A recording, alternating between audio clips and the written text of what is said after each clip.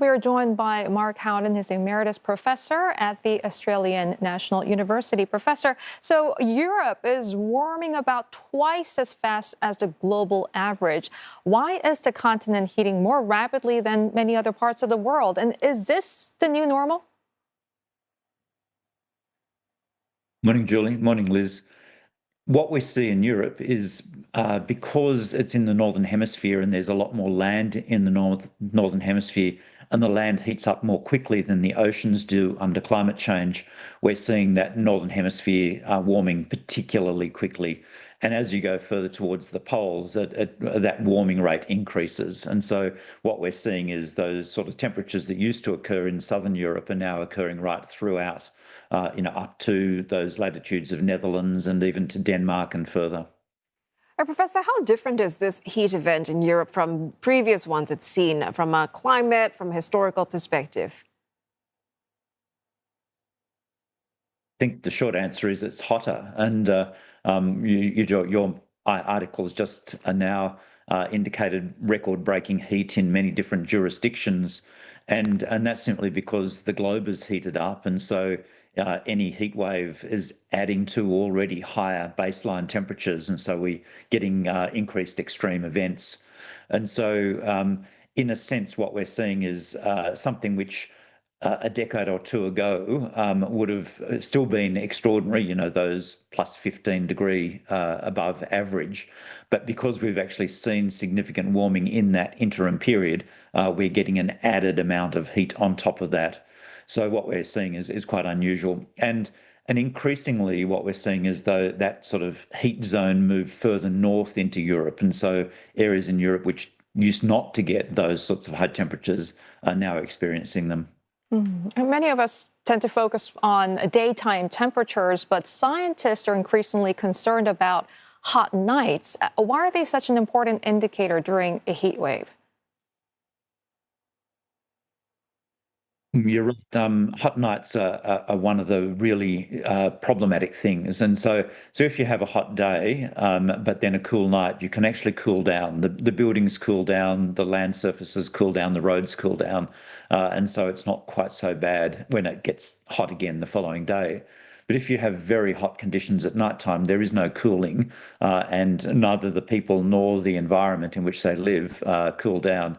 And so it just builds up. So you get an accumulation of essentially of damage to our systems. And that's the circumstances where you tend to get increased hospitalizations and also increased mental health issues arising from these sorts of events, simply because there is no relief, there is no let up.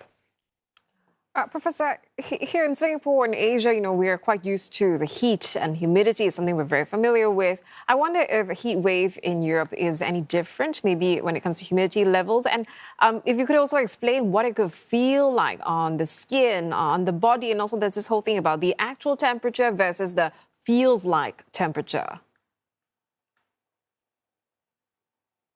Yeah, so climatologists always make things more difficult because they have lots of ways of looking at things and measuring things. But when you look at a heat wave in Europe, even though the temperatures might be similar to what you experience in Asia, oftentimes the humidity is less. And a dry heat wave is much easier to cope with than a hot, humid heat wave. And so, whereas in Asia, you tend to get both heat and humidity on a regular basis. However, over in Europe at the moment, they've got that combination of both heat and humidity, which is causing the big problems there. And so that's why you've got increased hospitalizations and similar things. And so it's that heat and humidity combination that's causing a problem. Now, why is humidity really important is because our bodies, when they heat up, we normally will sweat. And so we'll have moisture on our skin, which evaporates. And in the process of evaporation takes a lot of energy, and that cools us down. So that's why, if you have a fan on your skin, it feels cool because it's evaporating water. So if you haven't got that ability to evaporate water, your internal body temperature keeps on going up. And so, and it will build up and accumulate because there's no way of getting rid of that internally, metabolic heat that we generate as being a warm-blooded animal. And that's why that combination of heat and humidity is a problem. Whereas if it was dry air, you'd have, when you sweat on your skin, it would evaporate and that would cool your body down.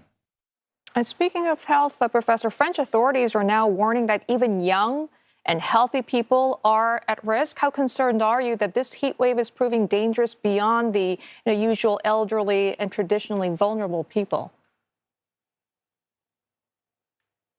The evidence is across the globe is that disadvantaged people generally are much more exposed to heat waves like this and to bad consequences from them. So historically, that has included the elderly and also the very young, and we've heard examples of that. But increasingly what we're seeing is that people who are poor and don't have access to air conditioning or cooling, active cooling, are also particularly vulnerable.